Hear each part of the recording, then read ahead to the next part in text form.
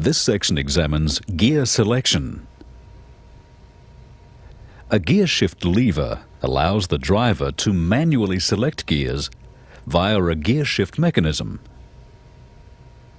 The lever can be mounted remote from the gearbox, on the floor or on the steering column, and connected to the gearbox by a rod linkage or cables.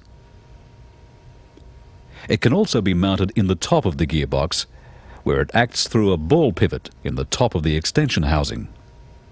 In this design, the lower end of the gear lever fits into a socket in a control shaft inside the transmission extension housing. A short lever on the other end of the shaft is located in a selector gate, formed by slots in the 3 selector shift rails. They are supported in the casing and are moved backwards or forwards by the lever. One rail moves to engage first or second gear. Another serves to engage third or fourth, and the other operates fifth or reverse.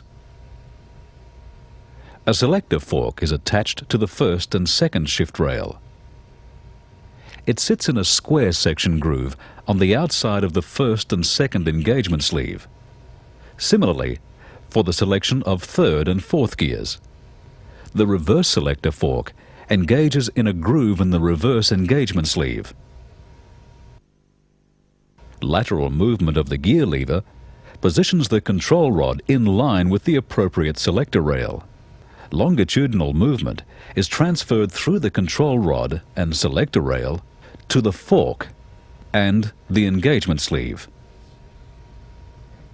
Each rail has a detent mechanism, usually in the form of a spring-loaded steel ball held in the casing. The ball engages in a groove in the rail when the gear lever is in neutral, and in a similar groove when a gear is selected. This holds the gear in detention in the selected position.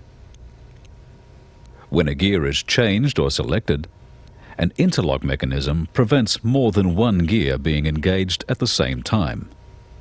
In this design, 2 steel balls locate in the casing between the center and the outside shift rails, and in alignment with grooves machined in the shift rails. A small plunger is captive in a hole drilled in the center rail.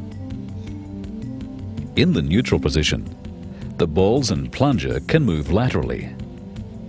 But when an outside rail is moved, the ball is pushed sideways to contact the plunger and move the opposite ball into the groove of the other outside rail. The 2 balls held in the casing prevent movement of the interlocked rails and hold them in the neutral position. When the center rail is moved, the balls move into the grooves of the outside rails and hold them in a similar manner.